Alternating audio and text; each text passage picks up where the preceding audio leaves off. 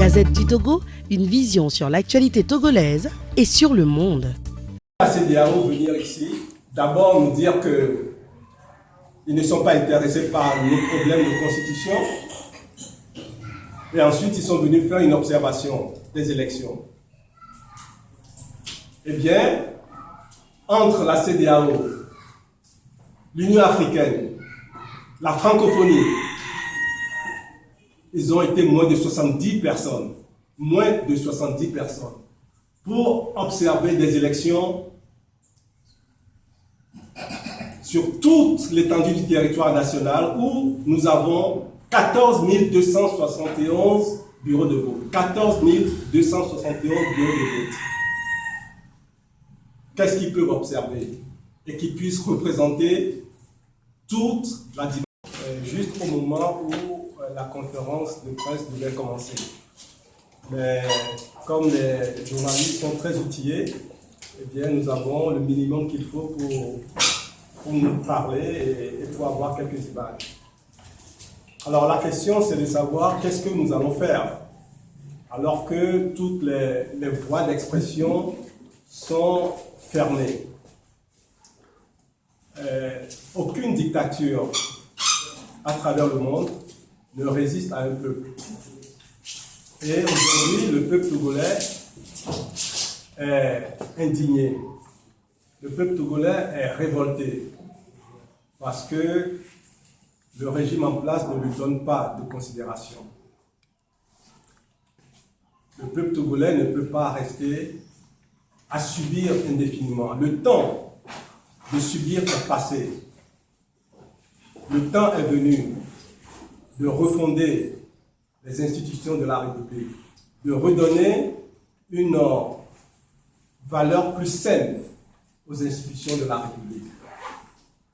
Et c'est uniquement les Togolais qui peuvent faire face à cette situation, qui peuvent faire face à ce régime. Oui, il est interdit de manifester. Oui, il est interdit de s'exprimer. Mais on ne peut pas empêcher à tous les Togolais d'exprimer leur douleur, d'exprimer leur colère et d'exprimer leur révolte.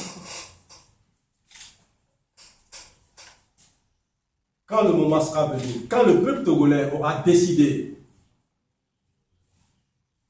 d'affronter véritablement ce régime, alors vous verrez le raz-de-marée. Alors vous verrez une force qu'on ne peut pas arrêter. Alors vous verrez une force que ni les armes, ni les intimidations, ni les menaces, et même pas les arrestations. Alors que les gens prennent garde, parce que la force du peuple togolais, tranquille aujourd'hui, saura s'exprimer vigoureusement pour laver sa dignité et pour laver son honneur.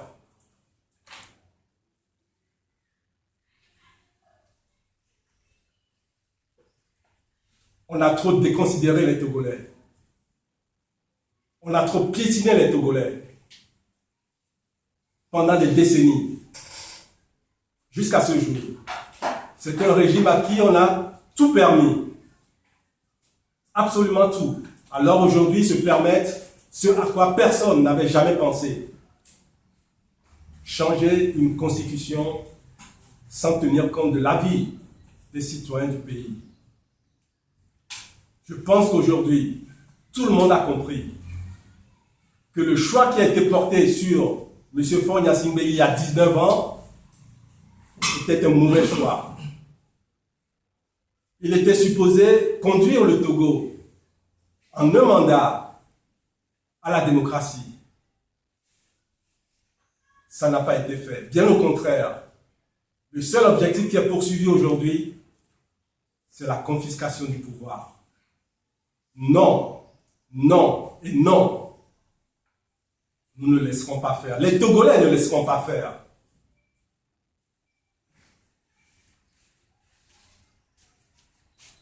Alors ne demandez pas aux Togolais comment ils feront. Ne demandez pas aux Togolais quand est-ce qu'ils feront. Prenez le temps de voir les Togolais défendre leur dignité. Prenez le temps de voir les Togolais dire non à la forfaiture. Et nous serons là, toujours prêts, à côté du peuple togolais, pour relever ce défi.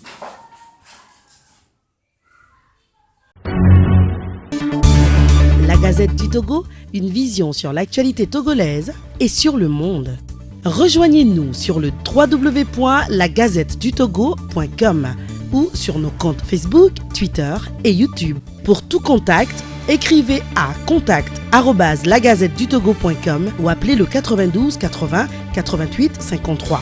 La Gazette du Togo, c'est l'information en continu.